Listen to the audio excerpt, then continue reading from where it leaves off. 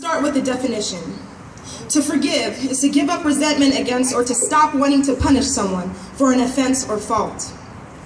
Most of us here at some point in time have held, or maybe at this very moment, are resenting someone who has hurt us, done something wrong that we find disrespectful to us or to another, or in some cases possess a certain character trait that we find we cannot accept. In fact, the dictionary states that resentment is a bitter indignation at having been treated unfairly. How many of us can admit that we have become bitter to someone, somewhere who we feel has treated us unfairly? Hey, right here. Whether it was a parent, a sibling, a teacher, a coworker, a romantic partner, or even those of extreme authority, such as a judge or a police officer, being mistreated is never an easy thing to deal with. For some of us, that root can go even deeper. Some of us have not been only mistreated, but we have been abused. For some, it is physical abuse, others mental and emotional. And there will be a few of us who have been mistreated sexually. And the truth was that deep down inside, I felt as if I would die before I let that go. I was dying. See, I can stand faithfully by the injustice that I have experienced all I want to. I can stay hurt all day about it. I'm even willing to lose sleep and peace of mind over it. And I can blame the lifestyle I live on the trauma of my childhood or my unwanted experiences. But one thing that I can't deny is as long as I hold on to the pain of the past, it will find a way to recreate itself into my life today. Sometimes we don't realize that the very abuse we encountered has become the very way we have chosen to treat ourselves and sometimes others. Yes, I have treated myself, my mind, my body, as if I were my own enemy, therefore causing me to have ill feelings towards myself. Maybe some of you can relate. And I would say to myself, well, maybe if I had both my parents, maybe if I lived in a better area, maybe if I would have gotten the right education. I also look into my family history. Indeed, there is a long history passed from generation to generation of alcohol and substance abuse and addiction, family molestation, a lack of education, homelessness, hate, gossip, and the list goes on. So that must mean there is no hope for me, right? The woman who took me in at my birth, when the doctors refused to give me to my mother because there were too many drugs in me, in fact I wasn't supposed to live, used to say, it's a generation curse. My half-sister who hated me because I looked like my mother who used to beat her when she came around would say to me, you're too black, you're too fat, ugly, stupid, no one will ever love you or want you, and you will never amount to anything, so don't even try. And I believed her. So I took those words and I made them the foundation of my life. I spent years feeling like a failure, searching for love where love didn't exist, and finding comfort in many things, including a bottle. Maybe some of you can relate.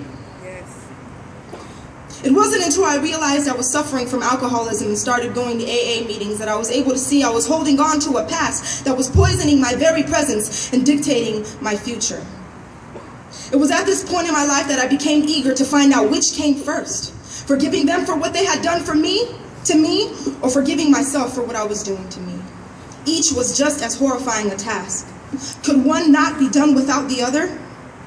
Another struggle was figuring out if the change of lifestyle that I was so ashamed of would come before the change of perception, or was it the other way around?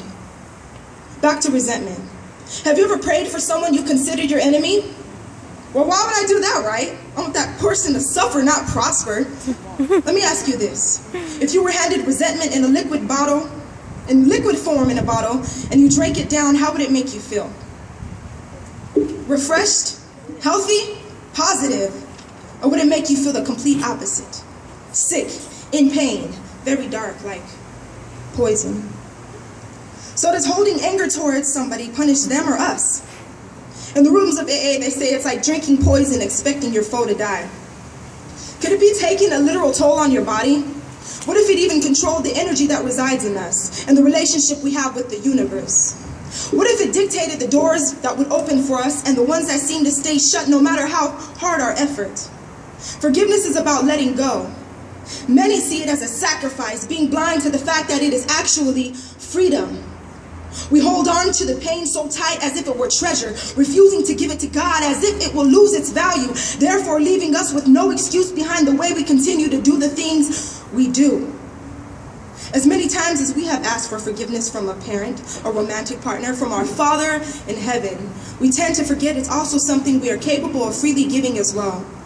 We never stop to think that to free a man of his debt can actually be quite a liberating experience for ourselves, a resemblance of our very own character. It was so hard for me to forgive the long list of people who have hurt me. I mean, it had scarred me and became such a profound and serious part of the way I perceived life and my part in it. There was no way to deny the things you experience shape you, psychologically and spiritually. But there's got to be a time where you get tired of letting those experiences lead your life. Our circumstances don't have to determine our destiny. We may never understand it all, but God can surely give us enough peace to move on, to detach, to allow the willingness to forgive to create in us a new heart. I challenge you to let so much room in your heart for God to plant seeds of forgiveness, that your whole being sprouts into a nation of love, large enough to fight off any amount of negativity that ever tries to step foot on your land.